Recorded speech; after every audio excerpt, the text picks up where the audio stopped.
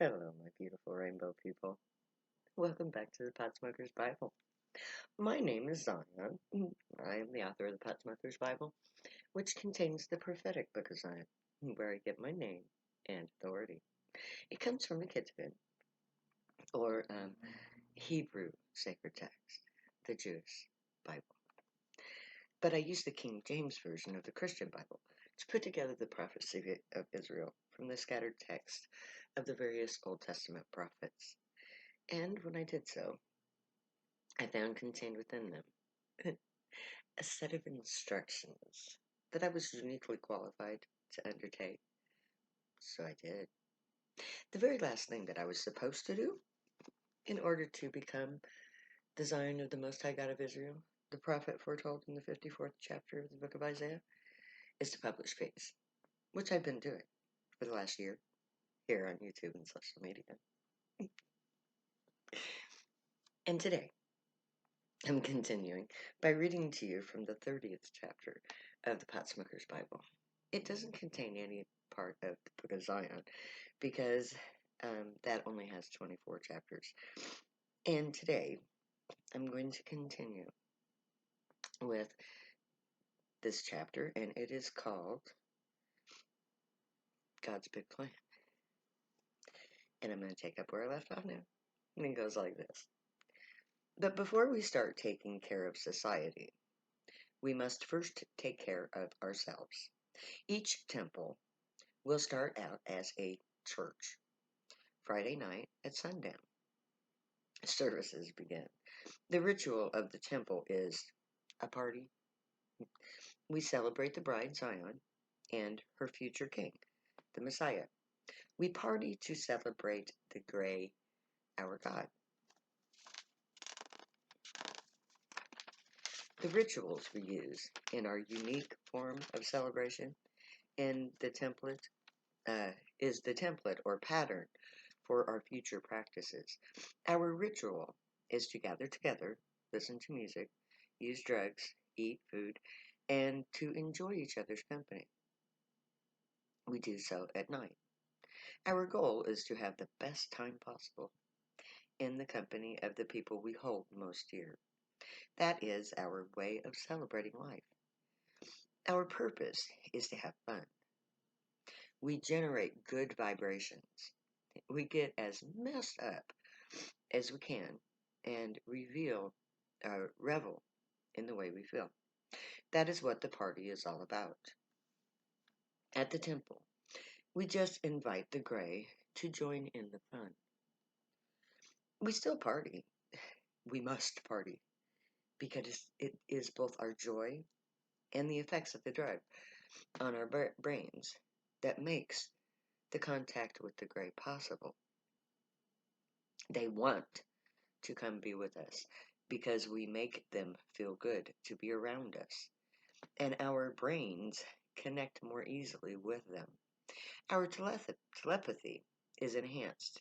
So throw a party and invite God, i.e., the gray, to join you. Up until now, the Zionite people have had no true sense of community. We have never had a place to legally gather together. The temple gives us that place. As a church, it is legal. Any state that tries to prohibit its operation has a legal battle to fight. The First Amendment right to religious freedom. The temple is also a means for the poor of the flock to combine what little they have and to create the means for their own survival.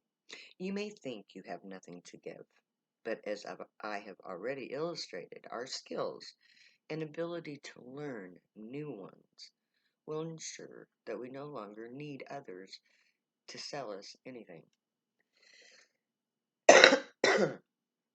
We can grow our own food. We can make our own clothing. We can use the endless junk this society throws away to build better things that will do whatever we design them to do. And We don't need anything this society has to sell. We can provide for ourselves. Once we have set up our own social infrastructure and learned to master our gray abilities, we will be ready to go out into the local communities and to do our jobs as priests. Our first duty is to the homeless and the poor. Then we heal those who have medical or mental illness. We take jobs in the community that allows us to do our true job. By working in our communities, we will build a reputation of good works.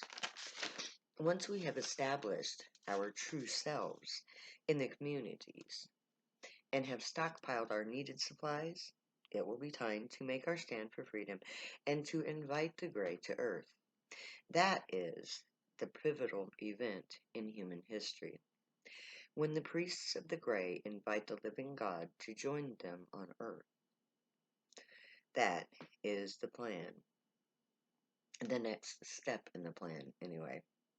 We are going to go camping.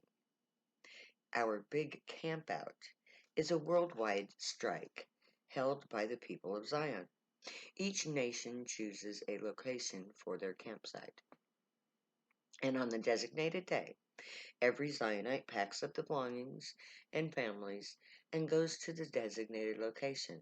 They will remain there until the nation of Zion is established, and they are given their compensation.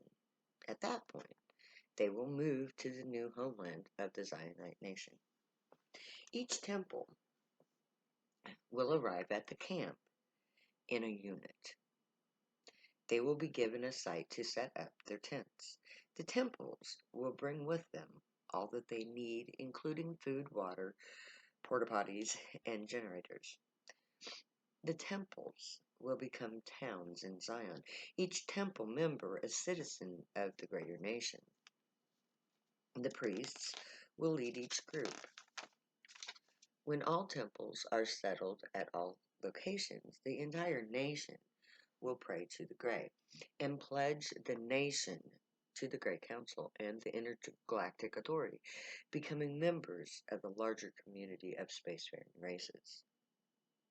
At that time, a single ship, perhaps, will come, broadcasting on all human used frequencies that they are coming in answer to a human invitation and desires peaceful contact with the inhabitants of Earth.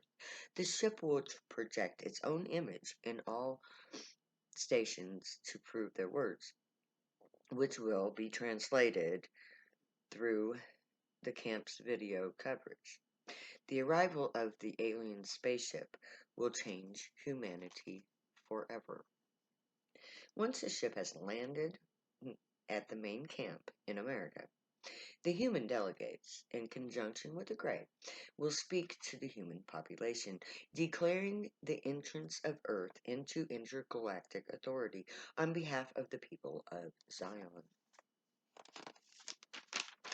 The Grey will, of course, speak through the priests.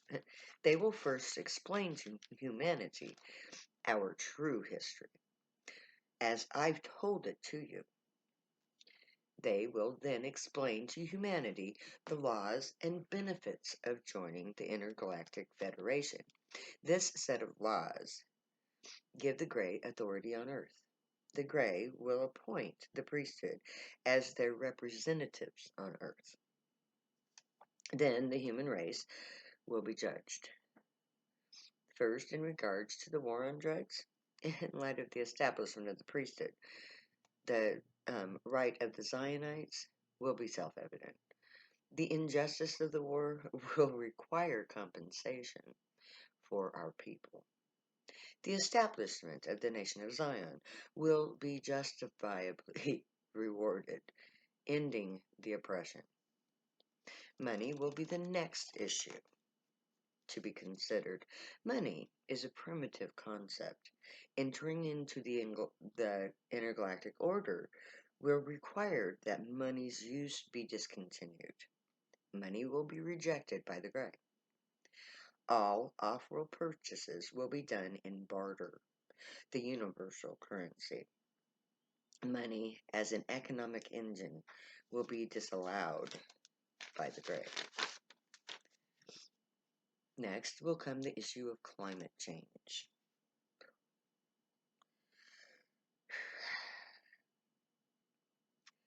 The use of pollutants will be outlawed. All manufacturing that is not essential will be shut down. The indeterminate use of resources will also be outlawed. This will be done to mitigate the damage to come. So, all so-called doubt about climate change will be disproved. Then will come the issue of an impending impact. It seems we have a sister planet in an elongated orbit. It returns every 5,000 years or so, and it's on its approach. This celestial body will be the cause of an impact event that will create a firestorm, fireball Earth, unavoidable. This is why they return now, to prepare us so that we can survive.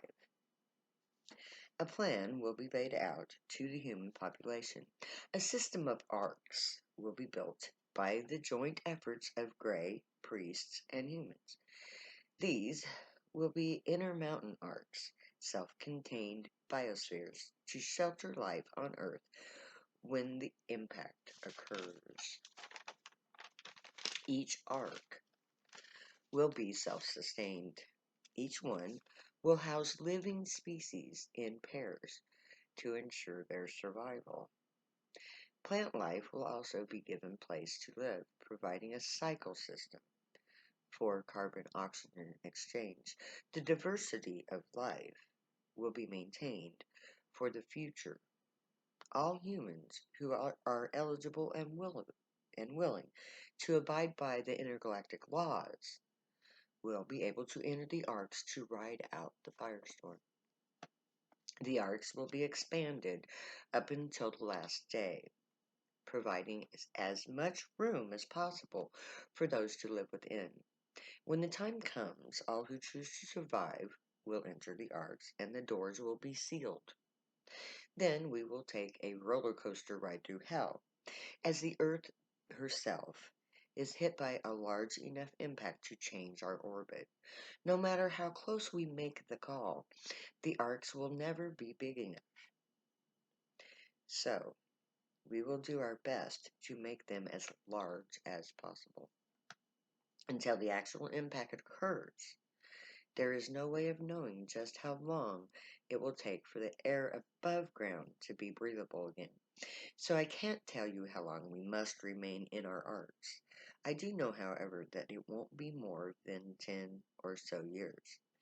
There is only so much stuff to burn, and so the number of years interred depends on the amount of combustible material. That's why every molecule of pollutant matters. The more we create, the more methane is released. The more methane released, the longer we remain interred. Eventually, the ash will settle, and the planet will germinate in fire. Plants that germinate in fire will produce enough oxygen for us to breathe. That will be aided from off-world. Our alien gods will begin to terraform the earth for us so that our new world can be rebuilt or as quickly as possible. So we won't be required to remain in our arcs for as long as nature would require. We'll just have to wait for the ash to settle and life to re-emerge. And I'm going to stop there for the day. So may the Grey watch over you, guide you, protect you, keep you from all harm, and teach you right from wrong. May you be worthy of them. May your thoughts, words, and deeds reflect truth, good, and light, the unicorn way. Find your joy and pursue it, and make that your guild choice when we get to Camp Zion. Find your joy and pursue it. That's important, people.